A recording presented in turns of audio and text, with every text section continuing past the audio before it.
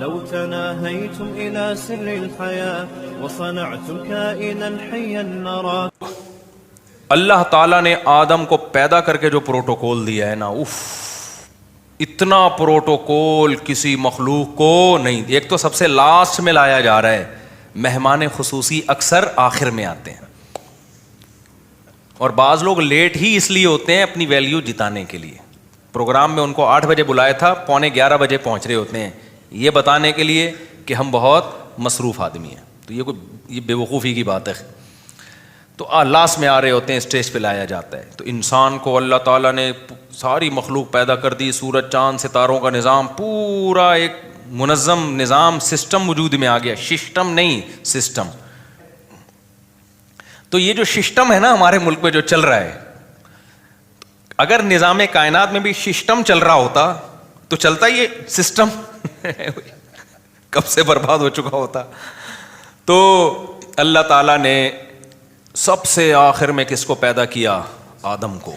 یہ بھی عزت دی ہے. پھر کتنا پروٹوکول دیا. فَإِذَا سَوَّيْتُهُ وَنَفَخْتُ فِيهِ مِن رُوحِي فَقَعُوا لَهُ سَاجِدِينَ. یہ سب ہمیں عزت دی جا رہی ہے. یہ میں پتہ ہے کیوں یہ سوال کو اتنا آپ کے دماغوں میں ڈال رہا ہوں اور پھر اس کے جواب کو اتنا فوکس کر رہا ہوں، تاکہ ہمیں اپنی ویلیو سمجھ میں آئے. اتنی عظیم مخلوق فحش فلمیں دیکھنے کے لیے پیدا نہیں کی جاتی. اتنی عظیم مخلوق شراب اور کباب کے لیے پیدا نہیں کی جاتی. اتنی عظیم مخلوق عیاشی کے لیے پیدا کرنا مقصد نہیں تھا. اتنی عظیم مخلوق کھانے پینے اور غل غپاڑوں کے لیے نہیں ہے.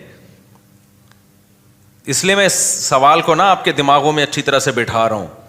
تو اللہ تعالیٰ نے آدم علیہ السلام کو جب پیدا کیا، فَإِذَا سَوَّيْتُهُ وَنَفَخْتُ فِيهِ مِن رُوحِي فَقَعُوا لَهُ سَاجِدِينَ. اللہ نے کہا فرشتوں کو، کیونکہ سب سے افضل مخلوق فرشتے تھے، تو اللہ نے سب سے افضل مخلوق کو حکم دیا کہ تم نے آدم کو سجدہ کرنا ہے. تو یہ سجدہ کر کے بتا دیا کہ آج کے بعد سب سے افضل کون ہے؟ آدم اور اس کی اولاد، فرشتے ہو. تبھی تو شیطان جو ہے نا اکڑ گیا تھا کہ یہ کیا بھائی. شیطان نے وہی اعتراض کیا جو ملحدین اعتراض کر رہے ہیں کہ اتنی چھوٹی سی زمین پہ اتنی چھوٹی سی مخلوق کو اتنا پروٹوکول، جن کے پاس تو پاور زیادہ ہوتی ہے. سمجھ رہے ہو؟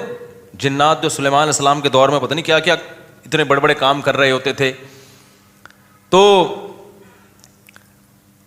اس کو یہی تو غصہ آیا کہ بھائی یہ میرے سامنے خلقتہ من صلصال من حمأ مسنون. اے اللہ تو نے، اچھا سائز میں بھی انسان بہت چھوٹا، اور جس چیز سے پیدا کیا جا رہا ہے نا وہ بھی کوئی مشک و عنبر کے ٹیلے نہیں ہیں یا کوئی ہیرے جواہرات نہیں ہے جس سے انسان کو بنایا جا رہا ہے. سڑا ہوا گارا، یہ قرآن کے الفاظ ہیں. ایسا گارا تھا جس میں سڑان پیدا ہوئی ہے. جو آدم علیہ السلام کے بننے کا جو پروسیس تھا نا، جو جس مٹی سے آدم کو بنایا جا رہا تھا، اس میں بھی بدبو پیدا ہوئی ہے. جیسے بچہ جب ماں کے پیٹ میں ہوتا ہے نا، جب ادھورا ہوتا ہے تو کیا خوشبودار ہوتا ہے وہ؟ جب حمل ضائع ہو جائے نا، بچے میں بہت شدید بدبو ہوتی ہے. جب وہ گوشت کا لوتھڑا اگر پریگنینسی شروع کے دنوں میں ضائع ہو جائے نا، شدید بدبودار چیز ہوتی ہے وہ. تو شیطان نے کیا اعتراض کیا تھا؟ من صلصال من حمأ مسنون. بھئی یہ اسمیل والی مٹی جس کو سڑایا گیا ہے، اس سے کیا بنایا جا رہا ہے؟ یعنی جس مادے سے بنایا جا رہا ہے وہ بھی کوئی مشک و عنبر نہیں ہے. اور انسان کی بھی پیدائش دیکھ لو جو ماں کے پیٹ میں ہوتی ہے، منی کے قطرے سے جسم سے نکل جائے تو غسل فرض ہو جاتا ہے، اس کے بغیر نماز نہیں ہوتی.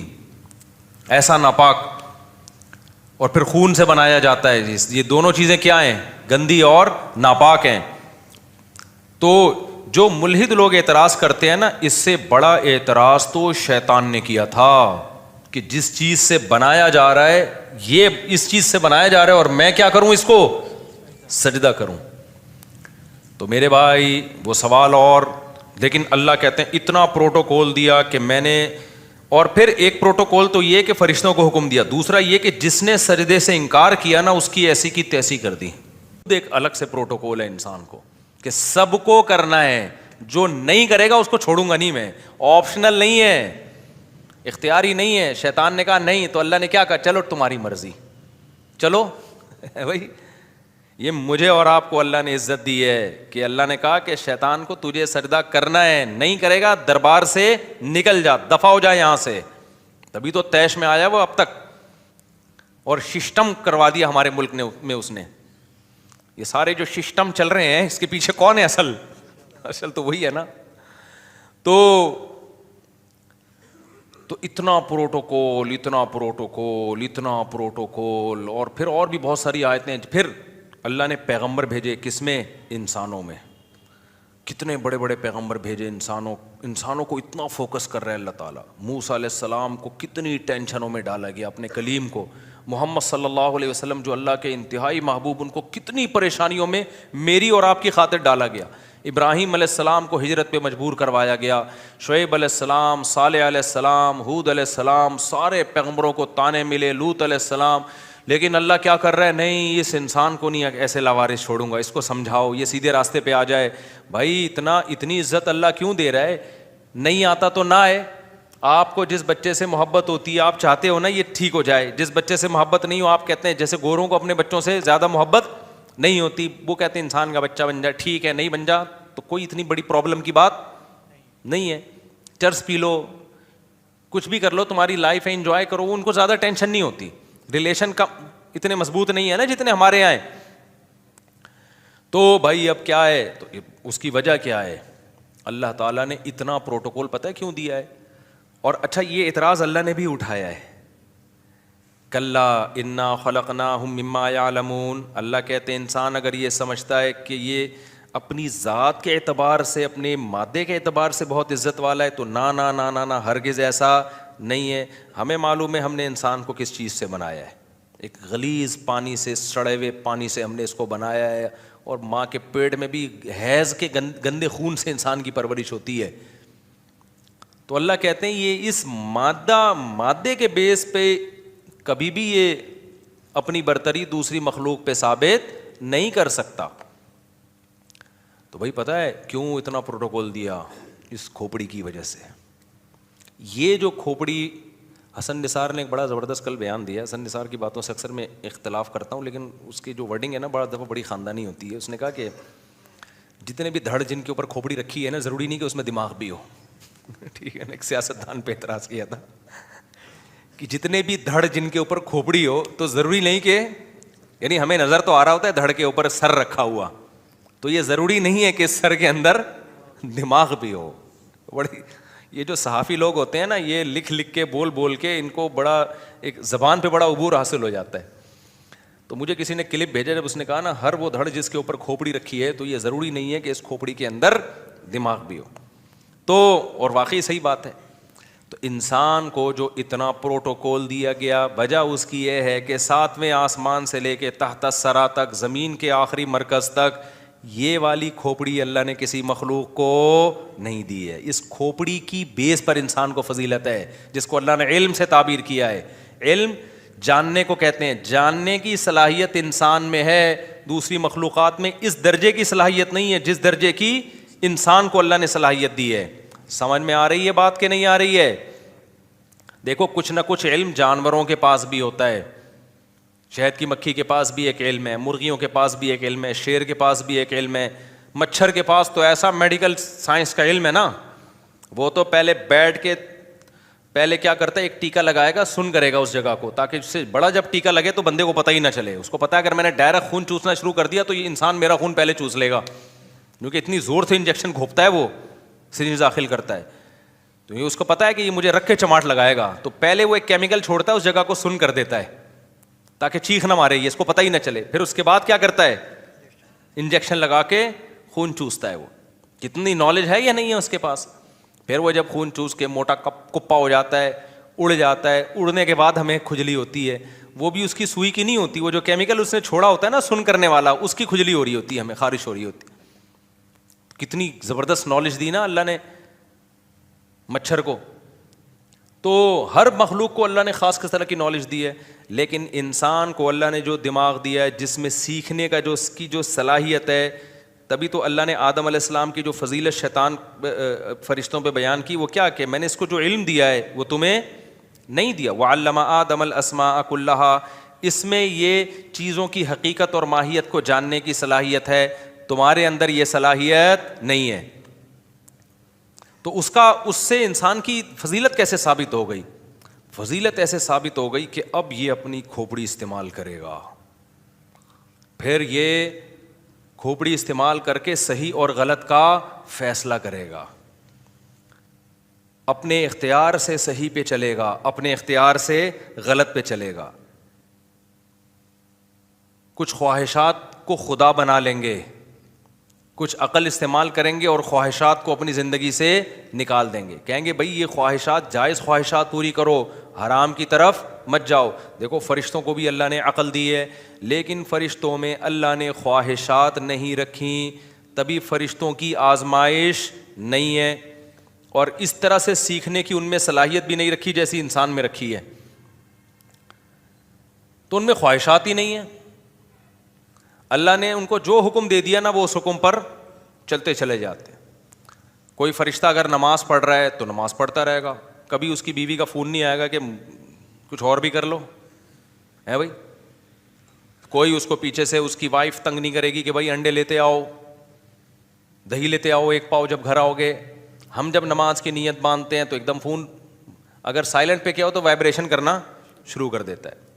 آدمی کو ٹینشن ہوتی ہے پتہ نہیں کیا ہو گیا، پھر فون اٹھا کے دیکھا تو گھر سے میسج آیا ہوا ہوتا ہے، فلاں کو بولو یہ لے آئے یا یہ لے آؤ. 20 قسم کے مسائل انسان کے ساتھ کیوں لگے ہیں؟ انسان کو بہت ساری چیزوں کی ضرورتیں ہیں، کچھ چیزوں کی ضرورت نہیں ہے، خواہش ہے، تو وہ خواہشات اور ضرورتوں کے جال میں بند ہے.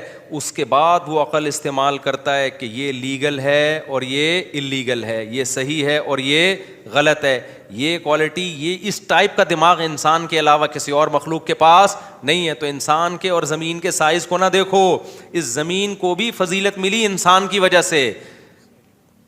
اصل یہ جو دماغ ہے نا، جو اللہ نے کھوپڑی میں چھوٹا سا دماغ دیا ہے، یہ کھوپڑی اللہ نے کبھی فرشتے کا بیان سنا آپ نے ممبر پہ بیٹھ کے بیان کر رہا ہو، یا شیر کا، چیتے کا، یا ہاتھی کا، بیل کا؟ ایک ایتھیسٹ نے سوال کیا تھا کہ یہ انسان تو اتنا چھوٹا سا ہے اور اس کو اتنی مذہب اتنی اہمیت کیوں دے رہا ہے؟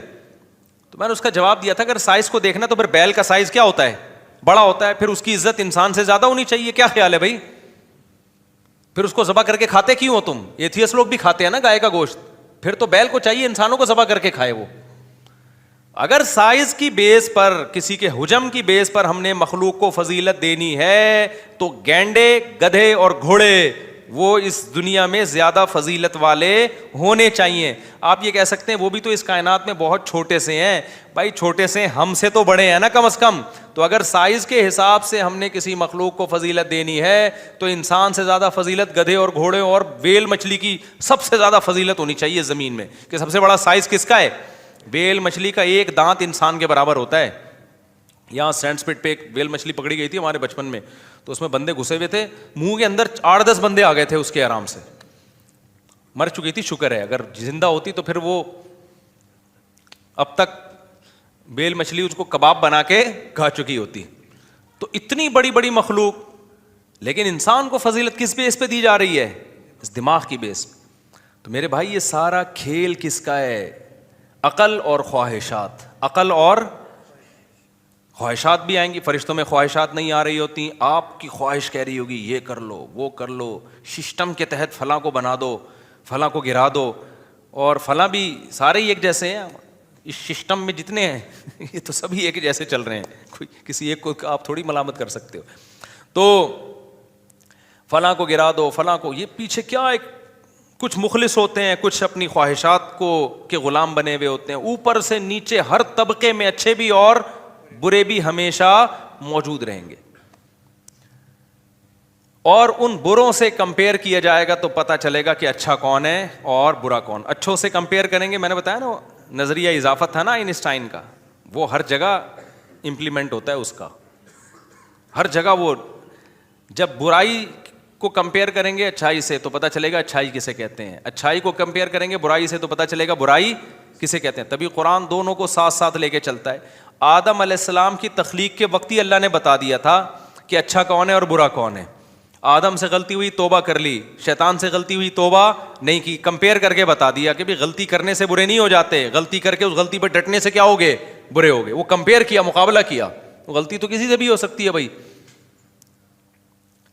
تو میرے بھائی, جو اللہ نے مجھے اور آپ کو دماغ دیا ہے نا, اور جو خواہشات دی ہیں, تو اب اللہ کی نظر میں اچھا وہ بنے گا جو ان خواہشات کو اپنی عقل کے نیچے رکھے گا.